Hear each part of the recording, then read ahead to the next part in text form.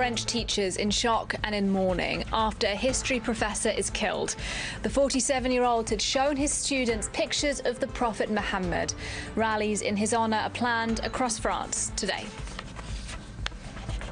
Parisians rushing home as a 9 p.m. curfew comes into effect. The French capital, one of 9 cities now under a nighttime shutdown as the government grapples to control coronavirus. And a truce goes ignored in Nagorno-Karabakh. Just minutes after midnight, Armenia and Azerbaijan accusing each other of breaching the terms of the peace. Hello and a very warm welcome to you from the France 24 newsroom. I'm Nadia Massi. Thank you for joining us. First, rallies will take place across France today in the memory of a teacher killed in the suburbs of Paris on Friday. The victim, who taught history and geography, has been named as 47-year-old Samuel Paty. Anti-terrorist prosecutors say he'd received several threats after showing one of his classes cartoons of the Prophet Muhammad. Now, the French president has called his murder an act of terrorism. A community still reeling from a brutal attack. Outside the school where history teacher Samuel Paty worked, they came to pay their respects to the man who many still can't believe is gone. Je me suis dit que je suis sortie des cours et 10 minutes après, il est mort. C'était un homme discret, donc jamais il y a eu de choses polémiques sur lui. The 47-year-old teacher was murdered on Friday after leaving school. The assailant was shot dead by police on the scene, and preliminary investigations have revealed more about the attacker. The 18-year-old was born in Moscow, was of Chechen origin, and was previously unknown to police anti-radicalization intelligence services. He had been granted refugee status in France and lived in Évreux in Normandy, almost 100 kilometers west of the crime scene.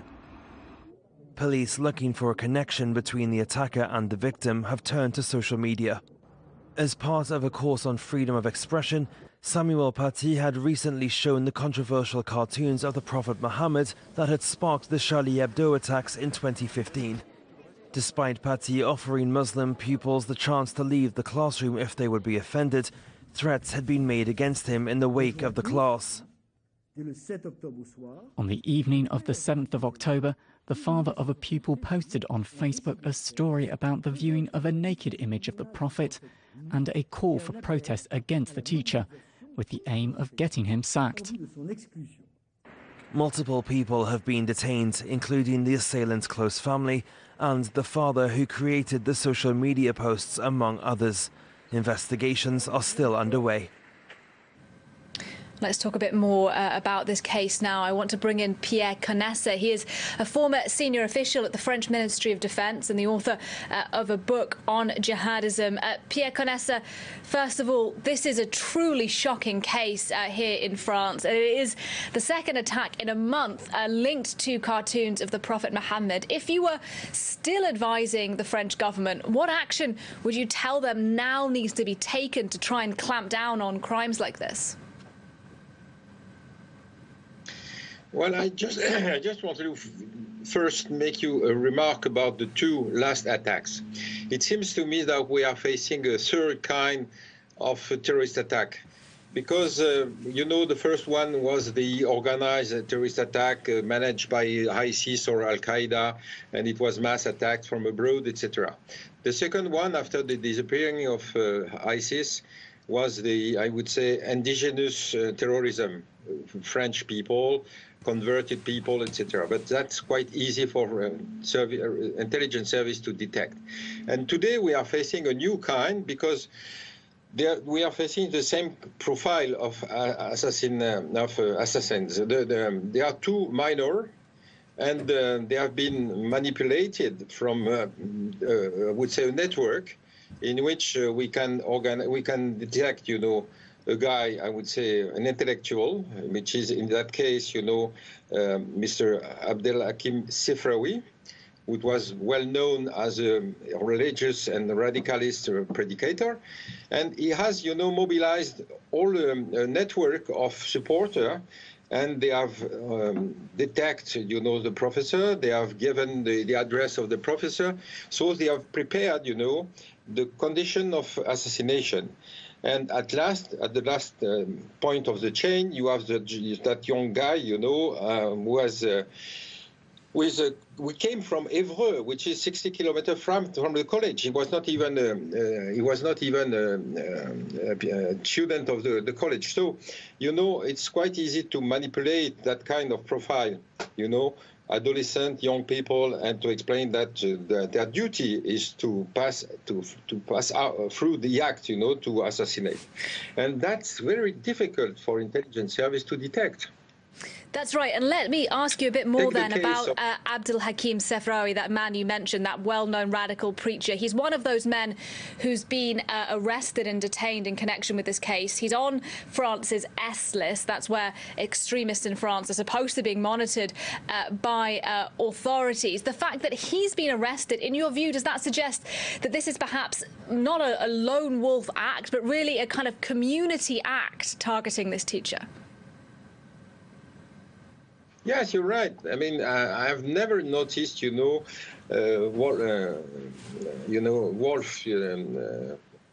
just Wolf, the case which has been used, by media. No, it is always organized network. I would like to take the example of this young Pakistani guy who attacked, the former local of Charlie Hebdo.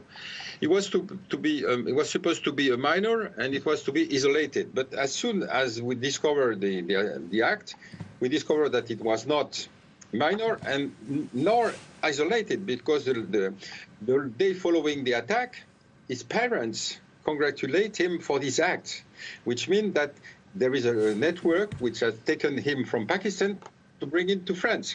So let's give up with that appellation, of a lone wolf. That not exist. There is always a network, and the question today is how to manage and how to reject, that support. When you have a lot of people giving information, we have a very interesting case in France, which is Affaire Mila. Mila is a young people, an adolescent, a young girl, was put on social networks, some sentence, stupid about Islam, etc. But as soon as they published that, she has been completely harassed by insult, threats, violation threat, etc. And now she is living quite hidden in a new college, because, it's not possible for her to live quietly. So perhaps it would have been concluded exactly like Professor Samuel Paty's, which means that someone would have been able to assassinate her. So we are facing, I would say, a polluted situation in the French society today. And let's, if I may, talk about the response to those problems. I want to ask you briefly, if I can, about how effective the S list is in France, in your view. As I say, that's a list where people who are believed to have been radicalised are noted. They're supposed to be monitored by authorities. But there are thousands of people on that list. Yesterday's attacker apparently wasn't on it. Is the list working? Briefly, if you can, sir. Well, just keep in mind, the scenario. The parents were supposed to be the father of a young pupil who has not attended the course, come and put on social media threats, denunciation, etc. Go to see the boss of the college. It was assisted by this guy, Abdel Hakim Sefraoui, which means that you have a mechanism which is quite organized and which is able, to mobilize a lot of, I would say, support coming from a lot of people, which is not even certify the facts. They just support. And at the end of that case, so you have two situations. So Mila was disappeared completely, who is now hidden somewhere in France, or the case of assassination by a young guy who decided that his duty is to kill, the traitor, and etc. That's very important to understand, because we are not able, in front of democratic rules, and the intelligence service, to detect that kind of process. So we have to strike very strongly the support system. All right. Pierre Condessa, thank you very much for sharing your analysis with us today as France continues to investigate that shocking crime in the suburbs of Paris. Well, meanwhile, there was a rush here in Paris, many people trying to get home early yesterday evening as the first night of a 9 p.m. curfew came into effect. The curfew is also in place in 8 other French cities where coronavirus cases are particularly high. The government has said the 9 p.m. to 6